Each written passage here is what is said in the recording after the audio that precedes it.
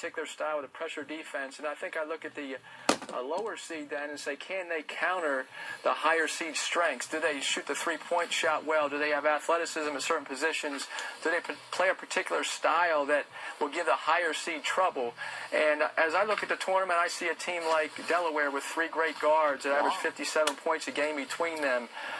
You look at a team like Michigan State that can overwhelm team with their athleticism and size. So I think that'll be an interesting first-round matchup. You look at a team like Mercer, who has a great point guard in Langston Hall, and a 6'11 center who's an all-league player, versus Duke's overwhelming athleticism and size on the wing. So there's some very interesting matchups, and look forward to it. Coach, thank you for being on the show. Stephen A. Smith here. I got to tell you, you just made my weekend very, very difficult, or at least the evening, because the coach for Delaware is my best friend and college teammate at Winston-Salem State, Monte Ross. And obviously, I predicted that he would lose today to Michigan State. Are you saying that you think that Delaware is actually going to upset and upend Tom Izzo's Michigan State Spartans, sir?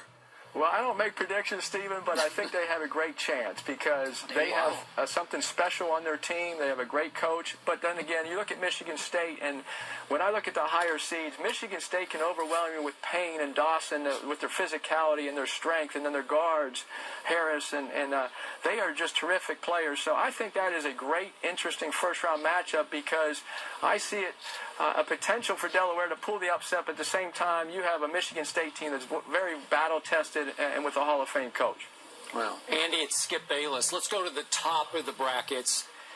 You guys made a great run last year, and you finally got overwhelmed by Florida. Florida now the overall #1 seed.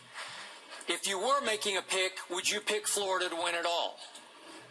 Well, Florida did overwhelm us in the Sweet 16 game last year. They created 19 extra possessions. They caused high turnovers for us by physical defense, and then they rebounded the ball. We held them to 37% shooting from the field, but they had 18 offensive rebounds. So they can't overwhelm you with their physicality, and they play so hard. Now, they're also an excellent shooting team, and they have great skills. So I see Florida as probably deservedly so the #1 seed in this tournament.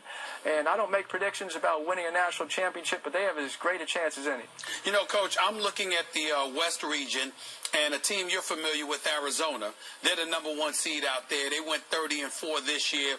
But I think of a team, and I say to myself, I look at the bracket, and the one team I think could end up giving them trouble is Wisconsin, if Wisconsin got that deep, because I think Arizona's going to get to the Elite Eight. But I look at